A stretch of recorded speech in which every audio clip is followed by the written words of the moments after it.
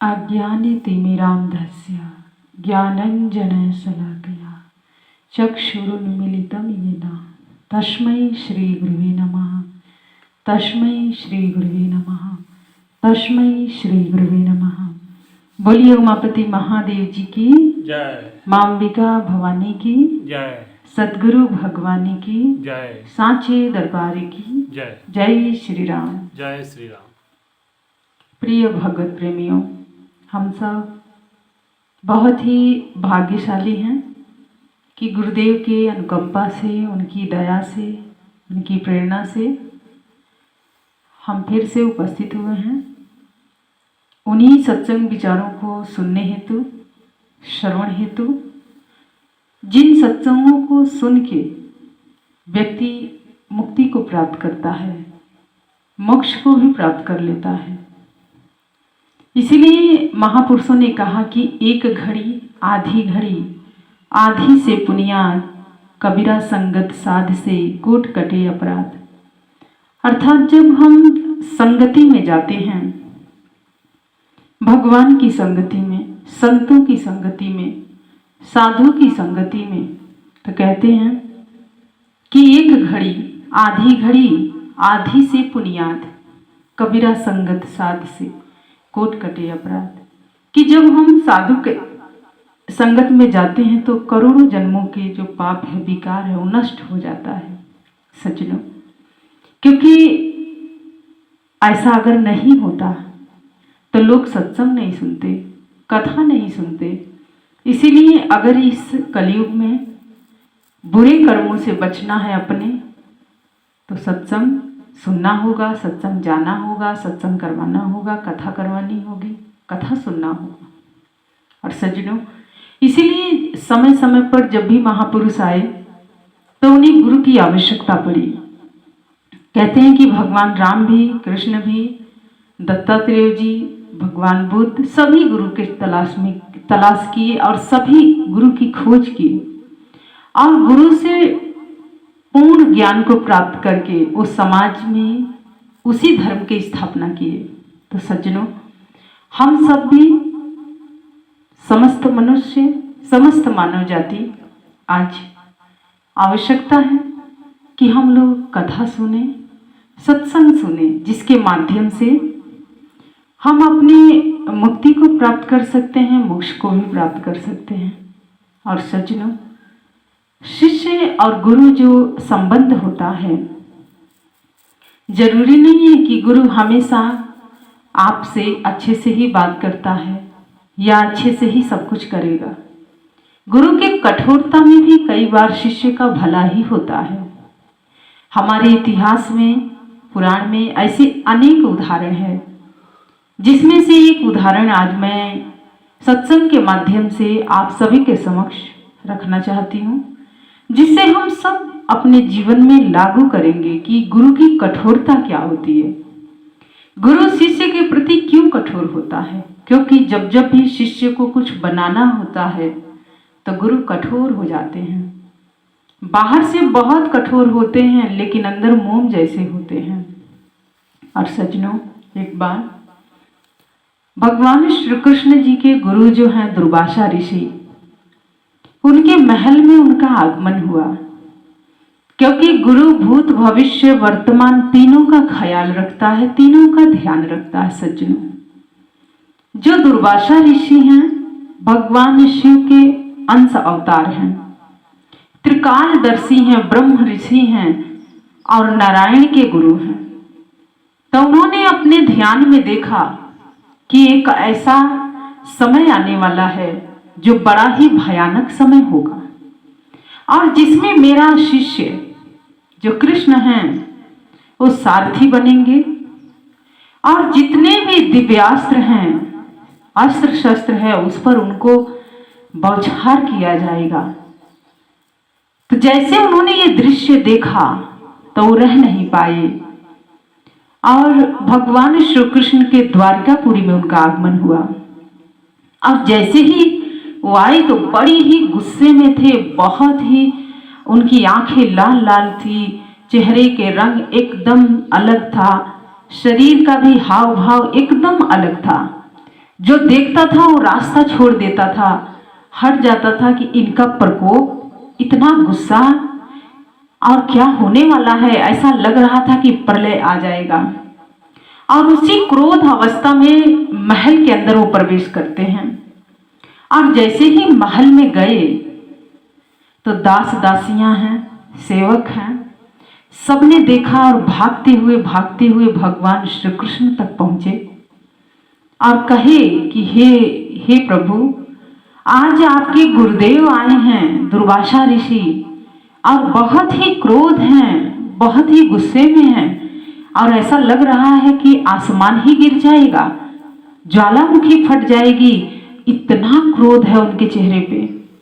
भगवान श्री कृष्ण ने जैसे इस बात को सुना, अपने सिंहासन से उठते हैं और चले जाते हैं।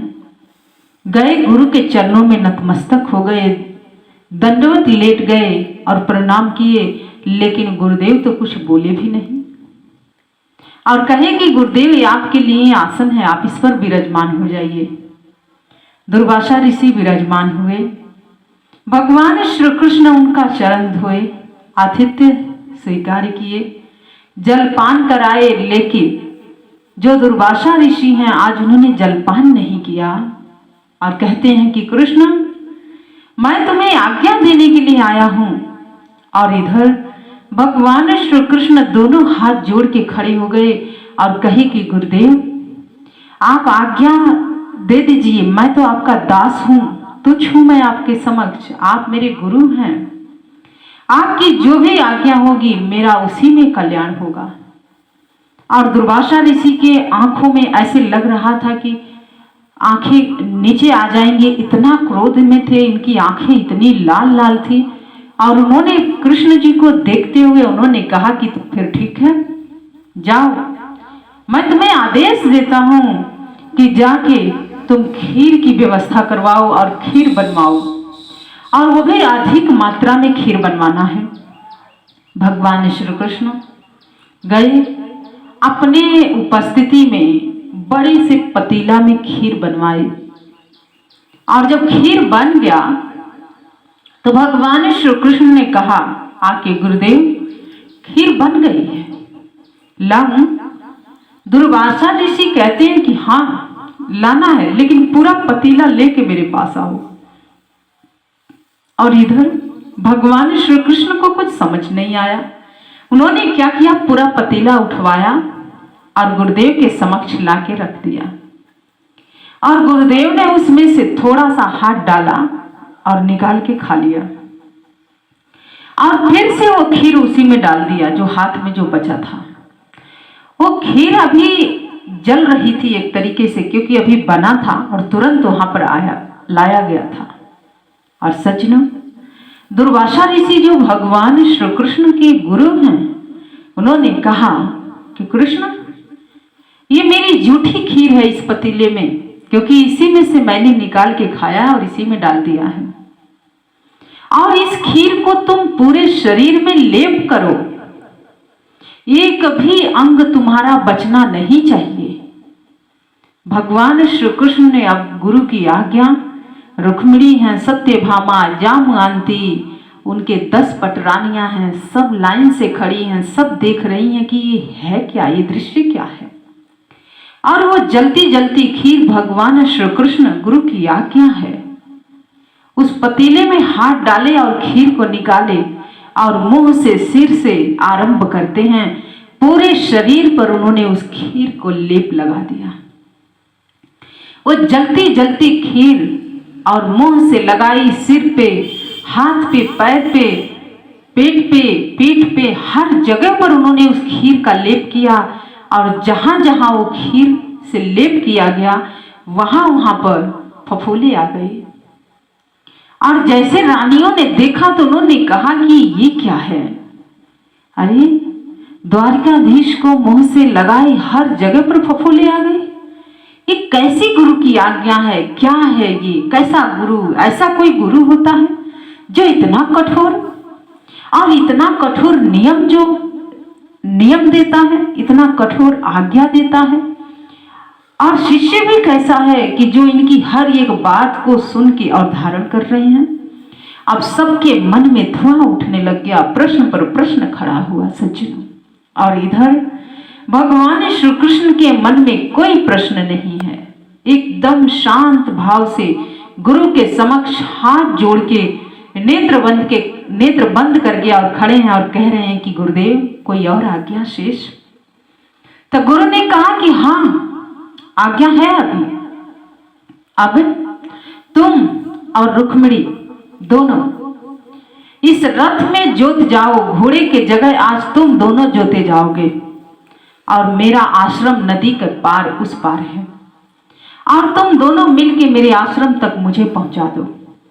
आप देखिए जिसके पूरे शरीर पर फफूले पड़े हैं, आज वो रथ में जोते जा रहे हैं, जो द्वारिकाधीश हैं, जो राजा के भी महाराजा हैं, जो चक्रवर्ती सम्राट हैं, जो स्वयं नारायण हैं, जो स्वयं विष्णु हैं। आज देखिए गुरु की आज्ञा का पालन कैसे कर रहे हैं सज्जनों। और इधर एक तरफ जो रुक्मिणी जी हैं वो स्वयं महालक्ष्मी हैं, महामाया हैं, और एक तरफ रुक्मिणी जी और एक तरफ भगवान श्री कृष्ण उस रथ में जोते गए। और उस रथ पर आरूढ़ हुए दुर्वासा ऋषि, और हाँकते हुए दुर्वासा ऋषि अपने आश्रम पहुंचे। और जैसे आश्रम आया तो उन्होंने रथ को कहा कि कृष्ण यही रुक जाओ। सज्जनों, हम और आप अगर यहां पर होते तो क्या करते? ऐसा अगर गुरु आज्ञा दे दे, और वो भी क्रोध में, जो आंख बबूला है, जो इतना तापमान है शरीर का बढ़ा हुआ है, उसमें अगर हम और आप होते तो क्या करते सज्जनों? यही करते कि भाई आप अपना ज्ञान लो, आप अपना जो गुरुत्व है वो रखो अपने पास, और हम जा रहे हैं अब अपनी दुनिया में। सज्जनों, यही हम लोग सब मिल के करते। लेकिन ये घटना आज बहुत कुछ समझा रही है, क्योंकि शिष्य बन जाना कोई साधारण बात नहीं होती है सज्जनों। गुरु बना लेना कोई छोटी बात नहीं होती है, बहुत बड़ी बात होती है। क्योंकि सही मायने में तो गुरु को वही समझता है जो गुरु के प्रति समर्पण कर देता है। भगवान श्री कृष्ण चाहते तो क्या नहीं कर सकते थे, लेकिन गुरु के आगे नतमस्तक हैं, समर्पण है, त्याग है उनका।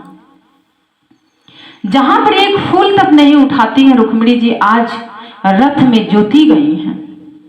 सज्जनों, यहां तो गुरु घर में सेवा लग जाए लोगों की कभी, उसमें भी 50 समस्याएं आती हैं, 50 बातें उठती हैं, 50 दिक्कतें होती हैं।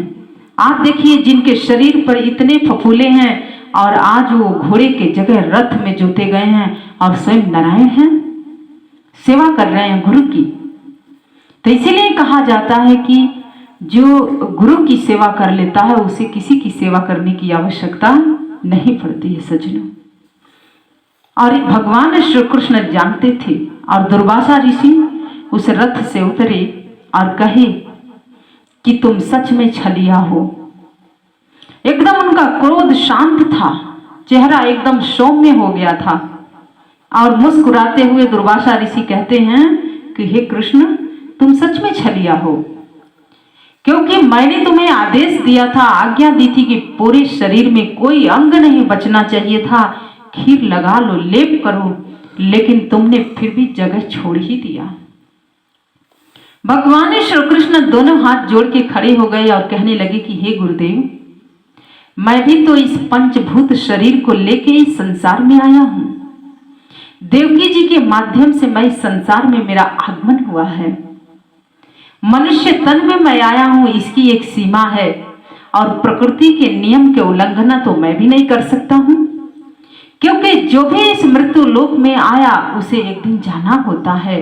तो मैं इस पंचभूत शरीर में आया हूं, तो मेरी भी तो एक सीमा है, और मैं उस सीमा को नहीं लांघ सकता हूं।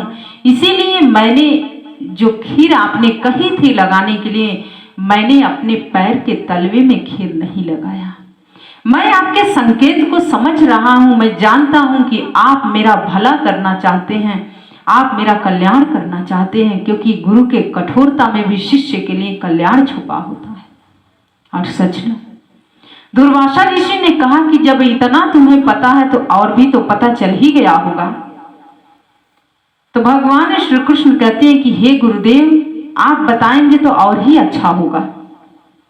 दुर्वासा ऋषि कहते हैं कि हे कृष्ण, आज मैं ध्यान कर रहा था और ध्यान में मैंने देखा कि महाभारत का संग्राम होने वाला है और जिसमें तुम अर्जुन के सारथी बनोगे और अस्त्र शस्त्रों का बौछार होगा, जिसमें तुम्हारा ये पंचभूत का जो शरीर है वो छलनी हो सकता था। इसीलिए मैं क्रोध में उठा अपने आश्रम से और मैं महल गया और महल जाके मैंने तुम्हें ऐसी आज्ञा दी कि तुम अभी खीर बनवाओ। और वो मेरी जूठी खीर थी जो तुम बना के लाए थे, उस खीर को मैंने खाया था और उसी में रख दिया था। और ये जूठी खीर तुमने अपने शरीर में लेप किया, जहां जहां ये खीर लगा है उस तुम्हारा शरीर तो वज्र का हो गया है, उस पर कोई भी अस्त्र शस्त्र प्रभाव नहीं डालेगा। लेकिन जहां तुमने पैर के तलवे में खीर नहीं लगाए हो, वहां साधारण से भी साधारण अस्त्र वहां पर अपना प्रभाव डाल देगा। और सज्जनों, इतना कहते हुए भगवान श्री कृष्ण वही नतमस्तक हो गए गुरु के चरणों में, और रुक्मिणी जी भी गुरुदेव के चरणों में प्रणाम करती हैं और दुर्वासा ऋषि अपने आश्रम जाते हैं। सज्जनों, पुराण बताते हैं, इतिहास बताते हैं कि वो समय दूर नहीं, कुछ समय के बाद ऐसी घटना घटी। भगवान श्री कृष्ण के पास पहले दुर्योधन आया और उसके बाद अर्जुन आते हैं।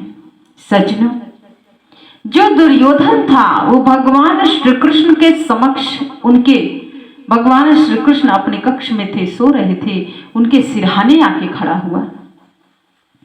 जो अर्जुन हैं, जो नर हैं, भगवान श्री कृष्ण नारायण हैं। जो अर्जुन है वो भगवान के चरणों के पास आके खड़े हो गए। आज दोनों ही भगवान से सहायता मांगने आए हैं, लेकिन एक समर्पण करके आया है, अपने अहम का त्याग करके आया है, और एक अपने अहम को लेके आया है। सज्जनों, भगवान श्री कृष्ण के नेत्र धीरे धीरे खुला, उनकी दृष्टि सीधे अर्जुन पर पड़ती है, और जैसे ही अर्जुन पर पड़ी तो उन्होंने कहा कि पार्थ, तुम यहाँ इतना प्रताप का। और पार्थ ने क्या किया, भगवान के कृष्ण के चरणों में नतमस्तक हो गया, प्रणाम किया और कहने लगा कि हे माधव, मैं आपसे सहायता मांगने आया हूं। और इधर जब वो बैठे उठ के और जब इधर मुंह किए तो देखे कि दुर्योधन भी खड़ा था। दुर्योधन वहीं खड़े खड़े भगवान को प्रणाम करता, हाथ जोड़ लिया और कहता है कि कृष्ण, मैं भी सहायता मांगने आया हूं। भगवान श्री कृष्ण कहते हैं कि ठीक है, अब जिस पर मेरी पहली दृष्टि पड़ी है, मौका तो उसी को मिलना चाहिए, क्योंकि जिसे मैंने पहले देखा है तो वही मुझसे कुछ मांग सकता है पहले। तो इधर दुर्योधन के मन में अब क्या आ रहा, क्योंकि जिसका मन छल कपट से भरा होता है, जो व्यक्ति सारा जीवन प्रपंच रचा होगा, उसके मन में छल ही वास करता है। उसने कहा कि ये अर्जुन से ज्यादा प्रेम करते हैं, इसीलिए पहला मौका तो अर्जुन को दे रहे हैं। भगवान श्री कृष्ण मन की बात जानते हैं और भगवान श्री कृष्ण ने कहा कि दुर्योधन, सहायता तीर की नोक पे नहीं मांगी जाती है, सहायता विनम्रता से मांगी जाती है। क्या इतना भी तुम्हारे अंदर शिष्टाचारी नहीं है? अरे जो मांगने आता है वो सिरहाने नहीं खड़ा होता, सिर पे नहीं खड़ा होता है, चरणों में खड़ा होता है। अर्जुन के अंदर विनम्रता है, उसने अपने अहंकार को, अपने अभिमान को छोड़ के मेरे पास आया है। तो पहला अवसर तो पार्थ को ही मिलना चाहिए, अर्जुन को ही मिलना चाहिए। और भगवान श्री कृष्ण ने कहा कि अर्जुन, तुम मांगो, तुम क्या मांगना चाहते हो। भगवान श्री कृष्ण ने जैसे कहा अर्जुन से, तो अर्जुन दोनों हाथ जोड़ के कहते हैं कि हे माधव, महाभारत का संग्राम होने वाला है कुरुक्षेत्र की भूमि पर, लेकिन मुझे आपकी नारायणी सेना नहीं चाहिए, मुझे सिर्फ आप चाहिए। कृष्ण से मैं आज कृष्ण को मांग रहा हूं। भगवान श्री कृष्ण ने कहा कि हे पार्थ, तुम जानते हो मैं उस जो कुरुक्षेत्र की भूमि पर जो महासंग्राम होगा, मैं अस्त्र नहीं उठाऊंगा, मैं निहत्था रहूंगा। क्या तुम्हें मंजूर है? अर्जुन कहते हैं कि हाँ, मुझे मंजूर है। मुझे आपकी आवश्यकता है माधव, मुझे अस्त्र शस्त्र की आवश्यकता नहीं है, इसीलिए मैं तो आपसे आपको मांगने आया हूं। भगवान श्री कृष्ण ने कहा कि तथास्तु अर्जुन, ऐसा ही होगा। और इधर जैसे ही दुर्योधन ने यह सुना तो उसने कहा, सच में पांडव तो मूर्ख ही मूर्ख है। पहला अवसर इसे मिला था, इसके पास तो इतनी सैन्य बल भी नहीं है। ये चाहता था तो नारायणी सेना मांग सकता था, लेकिन इसने नारायणी सेना नहीं मांगा। और सज्जनों, दुर्योधन मन ही मन बड़ा प्रसन्न हुआ और कहने लगा कि हे कृष्ण, अब मेरी बारी है, अब मैं जो मांगूंगा क्या आप देंगे? भगवान श्री कृष्ण ने कहा कि हाँ, तुम जो मांगोगे वो मैं तुझे दे सकता हूं, लेकिन मुझे मत मांगना, क्योंकि मैं तो पहले ही अर्जुन का हो चुका हूं, अर्जुन ने मुझे मांग लिया है। तो जो दुर्योधन है उसने कहा कि मुझे आपकी आवश्यकता नहीं है, मुझे आवश्यकता आपकी नारायणी सेना की है। सज्जनों, आज देखिए कितना अंतर है। और भगवान श्री कृष्ण ने कहा कि ठीक है, तुम्हें नारायणी सेना मिलेगी।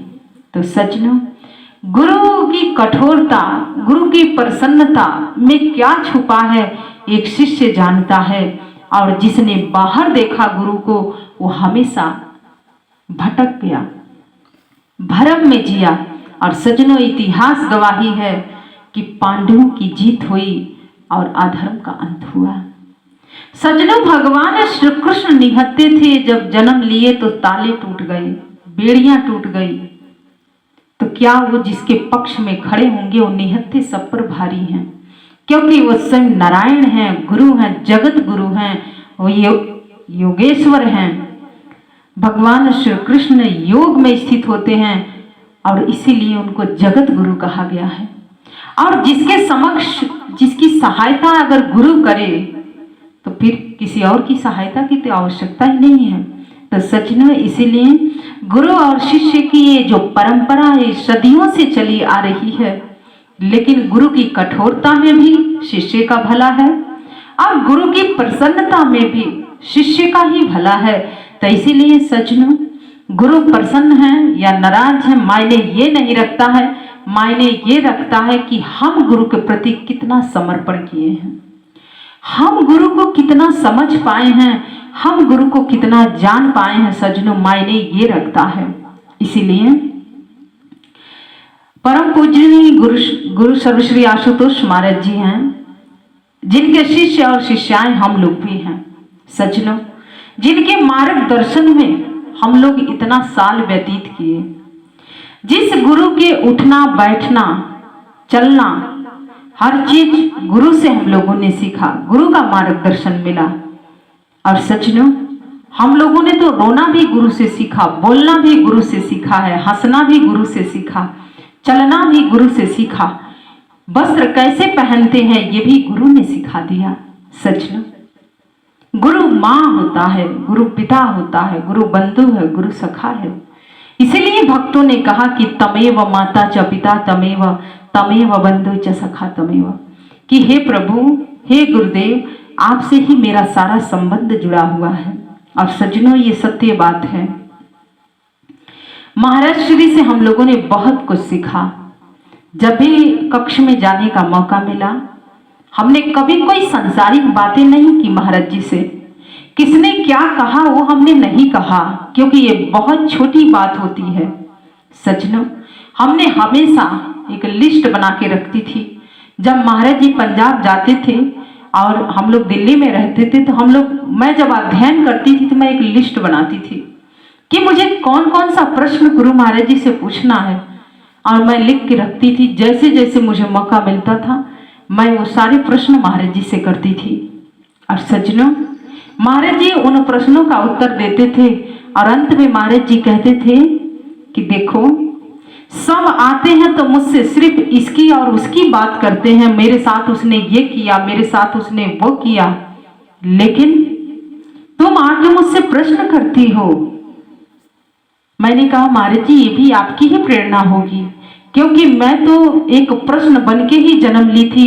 अपने पिताजी से भी बहुत प्रश्न करती थी, अपने माँ से भी प्रश्न करती थी, और अब बड़ी हुई तो आप मिले, आपसे मैं प्रश्न कर रही हूँ। और जहां भी मैं रहती हूँ, जिस आश्रम में रहती हूँ, बड़ी बहनों से भी प्रश्न करती थी कि ये कैसे हुआ, वो कैसे हुआ, क्योंकि हमारे अंदर शुरू से जिज्ञासा थी महाराज जी सीखने के लिए। तो इसलिए शिष्य जो होता है वो सीखता है, चाहे गुरु डांटता है, मारता है, फटकारता है, उसमें भी शिष्य की भला ही छुपा होता है सज्जनों। या गुरु दुलारता है, प्रेम देता है, उसमें भी उसका स्नेह ही है। गुरु चाहे जो भी प्रक्रिया अपनाए शिष्य के लिए, शिष्य का उसमें भला ही होता है। इसीलिए सज्जनों, जहां तक मैंने गुरु महाराज जी को समझा, जाना, देखा, वो यही है कि महाराज जी एक शक्ति हैं, ईश्वर हैं, पूर्ण ब्रह्म हैं, भगवान हैं। और ये अवसर, ये मौका, हम लोग बहुत भाग्यशाली थे कि उनके सानिध्य में बैठने का मौका मिला। उनसे प्रश्न उत्तर करने का उस समय जो था, क्षण अक्षरों में लिखा जाएगा। ये साक्षी हैं, ये धरा, ये गगन, ये तारे, ये सूर्य। उनके चरणों में जो समय बीता वो अति उत्तम था, स्वर्ग था। लेकिन आज गुरु महाराज जी के अनुपस्थिति में भी जो समय बीतता है वो भी अति उत्तम है, क्योंकि उनके बताए हुए सिद्धांत, उनके बताए हुए मार्गदर्शन, उनसे जो हम लोगों ने सीखा, आज उसी अनुभव के आधार पर आज भी आध्यात्मिक प्लस सामाजिक कार्यों में हम लोग जुटे हुए हैं। प्रयास पूरा होता है, मेहनत पूरी होती है कि हम लोग महाराज जी के जितनी बातें हैं उतना हम लोग समाज तक पहुंचा सके, सत्संग के माध्यम से। गुरु की महिमा जो है, शिष्य का धर्म क्या है, ये सब हम लोग बता सकें। उनकी कृपा से ही कोई बोल भी सकता है, गुरु की कृपा ना हो तो कोई कुछ बोल भी नहीं सकता है सज्जनों। इसीलिए हम सब बहुत भाग्यशाली हैं कि पूज्य गुरुदेव सर श्री आशुतोष महाराज जी हम लोगों के आराध्य हैं, गुरुदेव हैं। उनके मार्गदर्शन में हम लोग कुछ बने और बन के समाज में आज उन्होंने हम लोगों को उतारा। और उनका एक आस है हम सब से कि हम सब इस ब्रह्म ज्ञान के जन जन तक पहुंचा दें, जन जन के मन शांत हो जाए। और सज्जनों, ये कार्य वही कर सकता है जिसका मन शांत होगा। नहीं तो ज्ञान की बातें कर लेना, ज्ञान की बातें बता देने से नहीं कुछ होगा। क्योंकि महाराज जी अक्सर एक बात समझाया करते थे, पहले खुद शांत हो जाओ, फिर जहां तुम जाओगे वहां पर लोग भी शांत हो जाएंगे। तो सज्जनों, जरूरत है, आवश्यकता है कि हम अर्जुन जैसे बने, हम अपने ऊपर कार्य करें, दूसरे के ऊपर कार्य ना करें। क्योंकि दूसरे के ऊपर कार्य करने के लिए गुरु महाराज जी हैं, लेकिन हम अपने आप को नहीं देख पाते, दूसरों को देखते हैं। इसीलिए हम लोग, स्वामी हरिदासानंद जी हैं, मैं साध्वी सुनीता भारती, हम लोग किसी के 3-5 में नहीं होते हैं। जहां भी होते हैं सत्संग, कथा, गुरु की महिमा, कोई आता है तब भी, कोई जाता है तब भी, किसी से मिलते हैं तब भी, क्योंकि हम लोग गुरु के मुख हैं। गुरु ने आज अपना मुख बना लिया, इसीलिए बाकी लोग क्या करते हैं, क्या नहीं कर रहे हैं, उससे हम लोगों को कोई लेना देना नहीं है। भाई, आप जो करोगे आपको मिल जाएगा समय पर, हम जो करेंगे हमें भी मिलेगा। इसीलिए अगर कुछ बोलना है तो गुरु की बात बोलो, कुछ लोगों से कुछ सुनाना है तो गुरु की महिमा सुनाओ। अगर कहीं जा भी रहे हो, रह भी रहे हो, तो वहां कुछ करके दिखा दो। क्योंकि महाराज जी अक्सर ये बात समझाया करते थे कि तुम लोगों के माध्यम से मैं जाना जाता हूं। इसीलिए सज्जनों, हम सभी साधक जितने भी लोग हैं, सब लोग अपना शिष्यत्व समझें और अपना शिष्य का धर्म क्या है वो जाने। पहले दूसरों को ज्ञान ना बांटे, वही ठीक होगा। क्योंकि महाराज जी ने जिसको भी ज्ञान दिया है वो कोई साधारण नहीं है, वो किसी से कुछ भी करा सकते हैं। गुरु किसी से कुछ भी करवा सकता है, इसीलिए हम अपने चक्कर में रहें, दूसरे के चक्कर में ना पड़े, वही ठीक होगा, क्योंकि गुरु महाराज जी ने यही समझाया है। और आइए इस गुरु महिमा और गुरु की कठोरता और गुरु की प्रसन्नता से शिष्य का निर्माण होता है, शिष्यवत्व के निर्माण होता है, शिष्यवत्व निखरता है और इस समाज में एक नई दिशा मिलती है समाज को। और आइए इसी वाणी, इसी विचारों के साथ मैं अपनी वाणी को विराम देती हूँ और अंत में गुरुदेव के श्री चरणों में जय घोष अर्पित करते हैं। तो बोलिए उमापति महादेव जी की जय, गुरुदेव श्री आशुतोष भगवान की जय, सांची दरबार की जय, जय श्री राम, जय श्री, जय श्री राम। जय जय श्री।